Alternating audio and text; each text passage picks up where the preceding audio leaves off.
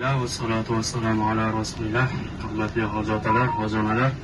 Mana alhamdulillah, Alloh taologa hamdlar bo'lsinki, 14 kun mobaynida bu ulug' makonlarda Alloh qodir qilganicha ibodatlarni qildik. Bu qilgan ibodatlarimizni Alloh taolo o'zi ajrini ziyoda qilib bersin. Hammasini bizdan qabul qilsin. Qiyomat kunida boshimizga soyabon bo'ladigan amallardan qilgan bo'lsin. İnşallah mana hozir endi yo'lga otlanyapmiz. Mana shu yo'lga chiqishlikdan oldin bir duo bilan yo'lga chiqilsa, inshaalloh undan keyin yo'l bo'yida yana hoji akam yana suhbatlar qilib ketilanadi inshaalloh. Bismillahirrohmanirrohim.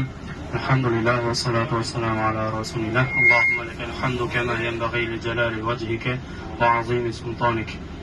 Ya Allah, o'zingga hamd sanolar, payg'ambarimiz Muhammad Mustafa sallallohu alayhi vasallamga salovat va salomlarimiz bo'lsin. Allohim sana rizoliging uchun mana shunday ulug' makonlarda ibodatlarni qildik. Allohim o'zing bizlardan qabul qilgin va bu kelishimizni oxirgisi qilib qo'ymagin. Yana tez fursatda oila a'zolarimiz bilan, yaqinlarimiz bilan kelishlikda o'zing nasib etgin.